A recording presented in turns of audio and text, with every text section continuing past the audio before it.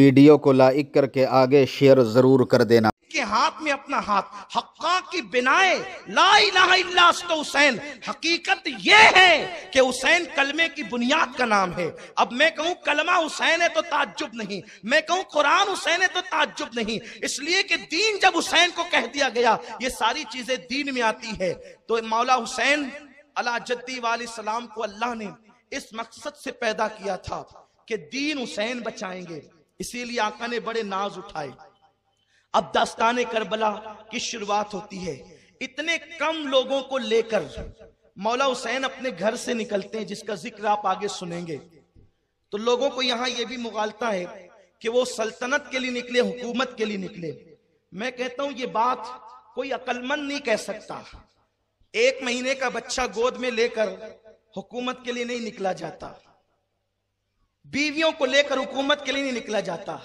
जो हुकूमत के लिए निकलते हैं, मौला हुसैन अगर एक ऐलान कर देते कि मुझे यजीद से लड़ाई लड़नी है, पूरा मदीना फेवर में था, पूरी दुनिया के मुसलमान फेवर में थे। यारो आज दुनिया में चंद सैयद मिलकर के अगर किसी के खिलाफ ऐलान जंग कर दे तो सारी दुनिया के खुशअकीदा मुसलमान जमा हो जाते हैं और लोगों के बिस्तर गोल हो जाते हैं, लोगों के बाइकाट हो जाते हैं। तो जो सैयदों का बाप हुसैन था, अगर वो ऐलान कर देता तो कौन ना आता, कौन ना आता। लेकिन वो हुकूमत के लिए नहीं जा रहे थे, इसलिए कि जिसको पैदा होते ही जवानाने जन्नत का सरदार बना दिया गया हो, इससे बड़ा ओहदा क्या हो सकता था। यजीद पलीद मुकाबिल में किसी एतबार से नहीं है, न नसब के एतबार से, न इल्म के एतबार से, न तकवा के एतबार से, न परहेजगारी के एतबार से। लोग तो यजीद की अम्मी का नाम भी नहीं जानते। मैं उस पर कोई तफसीरा नहीं कर रहा हूं, लेकिन हुसैन की अम्मी वो है जिसका निकाह अर्श पर होता है। हुसैन की अम्मी वो है जिसके घर में जिब्रील भी इजाजत के बगैर नहीं आता है। और हुसैन का बाबा वो है कि जब लोग यमन वाले रसूलुल्लाह को उनकी शिकायत करते हैं कि अली ऐसे हैं, अली ऐसे हैं, हुजूर फरमाते हैं तुम्हारी हिम्मत कैसे हुई अली की शिकायत करने की। फरमाया जो शिकायत की है अब रोक दो, यहां पर गदीर ख़म में काफिला रुकेगा, हज से वापस आने वाला काफिला इसलिए रुकेगा कि तुमने मेरे अली की शिकायत की है। अगर काफिला रोको, मिंबर लगाओ, और मिंबर लगा है। हुजूर ने अली को अपने करीब बुलाया जो हुसैन की अब्बू जान है, और फरमाया अली इधर आ, तू दुनिया और आखिरत में मेरा भाई है। और फिर हाथ उठा करके कहा जिसका मैं मौला हूं उसका अली मौला है। जो अली को मौला न माने अल्लाह भी उसका मौला नहीं है। नारे हैदरी, नारे हैदरी, जिक्रे ताजदारे करबला। लेकिन लोग इतनी हदीस बयान करते हैं और ईदें मनाते हैं। आगे का टुकड़ा यह भी है जब रसूल ने फरमाया जिसका मैं मौला उसका अली मौला, तो अबू बकर उठ करके खड़े हुए, हाथ चूमे अली के, कहा अली मुबारक हो, मुबारक हो, तू मेरा भी मौला है, सारे मोमिनों का मौला है। हजरत उमर ने कहा अली मुबारक हो, तू मेरा भी मौला है, सारे मोमिनीन का मौला है। जिसकी मौलाइयत को खुलफाए राशिदीन ने कबूल किया है वो अली मौला है। अब सहाबा की अजमत उसी वक्त बयान होगी जब ये रिवायत है। और मैं ये बात कहना चाहता हूं, सहाबा को हम दिल से मानते हैं, जो सहाबा को न माने वो काफिर है।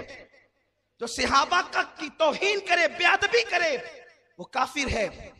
हम हजरत अमीर मुआविया को भी मानते हैं, हम हजरत वहशी को भी मानते हैं। जिसको मेरे नबी ने सहाबी बना दिया वो हमारे सर का ताज। बस उन्होंने हमारे यार को देख लिया, वो हमारे यार बन गए।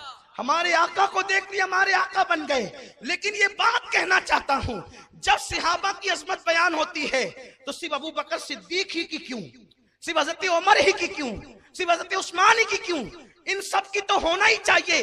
अली छूट क्यों जाते हैं, अली को छोड़ क्यों दिया जाता है, हुसैन को छोड़ क्यों दिया जाता है? इसलिए कि कोई सहाबी बना है जवानी के बाद, कोई सहाबी बना है बुढ़ापे के बाद, लेकिन अली वो सहाबी है कि जो रसूलुल्लाह की गोद में, जो नबी की गोद में, अल्लाह अकबर, उस दिन आया है जब अली 3 दिन के थे, और अली वो ईमान लाने वाला है, वो सहाबी है कि माँ का चेहरा नहीं देखा, बाप का चेहरा नहीं देखा। 3 दिन तक माँ बाप परेशान थे, ना पानी पीता है, ना दूध पीता है, ना आंखें खोलता है। हुजूर 3 दिन के बाद आए, 32 साल की आका की उम्र थी। कहा मेरे भाई को मेरे पास लाओ, मेरे भाई को मेरे पास लाओ। हुजूर ने अली को भाई का मेरे पास लाओ, और जैसे ही गोद में लिया, अली ने आंखें खोली, आका करीम का चेहरा देखा। नबी ने पूछा अली आंखें बंद करके माँ बाप को परेशान क्यों किया? तो अली ने खामोश जबान में नबी से बातें की। या रसूल अल्लाह, ये तमन्ना लेकर आया था, अल्लाह के घर में पैदा होकर सबसे पहले रसूलुल्लाह का चेहरा देखूंगा। नारे तकबीर, नारे रिसालत, नारे हैदरी। अम्मा खदीजा की अजमत मेरे सर आंखों पर, वो हमारी माँ है, उन्होंने सबसे ज्यादा कुर्बानी दी है। लेकिन खदीजा घर में रह के मालूम नहीं है कि ये नबी है। खदीजा घर में रह के मालूम नहीं है कि नबी है। और अली 3 दिन का आके कहते हैं कि सबसे पहले ये तमन्ना लेकर आया था कि हुजूर को देखो। हुजूर ने कहा फिर दूध क्यों नहीं पिया? तो अली खामोश जबान में कहते हैं ये अली वाले जानते हैं। जो नबी पत्थरों से बातें करते वो 3 दिन के अली से क्यों ना करें? कहा हुजूर ये भी कोई बात हुई? मेहमान आप कहूं, खाना आप अपने घर का खाऊंगा? वो दूध तो मेरा ही हिस्सा है, वो मेरे घर का है। पहले मेहमान जिसका हूं वो मेजबान तो कुछ खिलाए। हुजूर ने उठा के सीने के करीब किया है कोई सहाबी है? सारे सहाबा पर मेरे माँ बाप कुर्बान, हर सहाबी आदिल। खलीफा बिला फस्ल सबसे अफजल अबू बकर सिद्दीक, उनके बाद उमर इब्ने खत्ताब, उनके बाद हज़रत उस्मान गनी। लेकिन जिसको खुदा ने जो नवाज दिया, फिर जब अजमती बयान करने बैठे हो तो दिल खोल के करो। किसी को छोड़ते हो, किसी को पकड़ते हो, ये यहूदियों का तरीका है। पकड़ो तो फिर सबका दामन पकड़ो। ये कैसा सहाबी है कि जिसको सीने के करीब उठाया, और माँ के दूध से पहले नबी ने अपनी जबान अली के मुंह में डाली। सुभान अल्लाह। और अली नबी की जबान इस तरह चूसते हैं जैसे बच्चे माँ का दूध चूसते हैं। मैं कहता हूँ अली को नबी जबान चुसा करके अपने सीने के असरार मुंतकिल कर रहे थे। इसलिए जो अली ने बयान किया वो किसी ने बयान नहीं किया। अब्दुल्ला इब्ने अब्बास कहते हैं कि मदीने में सबसे बड़ा आलिम अगर मैं किसी को जानता हूँ तो वो मौला अली को जानता हूँ। हजरत उमर इब्ने खत्ताब कहते हैं जिस महफिल में अली ना हो मैं वो उस महफिल में फैसला करने के लिए डरता हूँ, और उस फैसले से अल्लाह की पनाह मांगता हूँ जिस फैसले में मौला अली मौजूद ना हो। फिर मौला अली का जिक्र क्यों नहीं होता? खैर ये तो मुकद्दर की बात है। फिर मैं एक हदीस पढ़ देता हूं, वो आप समझ लें उसको। खैबर में हुजूर ने फरमाया अली तुझसे मोहब्बत सिर्फ मोमिन करेगा, मुनाफिक तुझसे मोहब्बत कर नहीं सकता। और दूसरे मुकाम पे फरमाया अली मोमिन तो मोमिन है, तुझसे वही मोहब्बत करेगा जिसका नसब सही होगा, यानी जो हलाली होगा। अल्लाह की इज्जत की कसम, आप ये ना समझे कि मैं जज्बात, जितनी बातें मैं कर रहा हूं आप किताब का हवाला मुझसे ले जाएं। मैं आपके शहर में रहता हूं, किताब ना दिखाऊं तो खुदा की इज्जत की कसम आज के बाद फिर इस तरह के बयानात ही नहीं हों। हुजूर ने अली तुझसे सिर्फ हलाली मोहब्बत कर। हज़रत अनस कहते हैं, अनस इब्ने मालिक कहते हैं, उसके बाद से मदीने में कानून बन गया जो बच्चा डाउटफुल होता अपना है कि किसी और का है, बहुत तहकीक लड़ाई झगड़े नहीं होते, उसके सामने बोला जाता अली, वो कहता मौला। सुभान अल्लाह। अली, वो कहता मौला। तो कहते ये हलाली है, इसकी माँ पाक दामन है। और अली का नाम सुन करके चेहरा उतरता, तो कहा इसकी माँ आवारा है, ये रहने के काबिल नहीं है, उसकी माँ को तलाक दे दिया जाता। खुदा की इज्जत की कसम, अनस इब्ने मालिक की रिवायत आप उठा करके पढ़ें, ये है।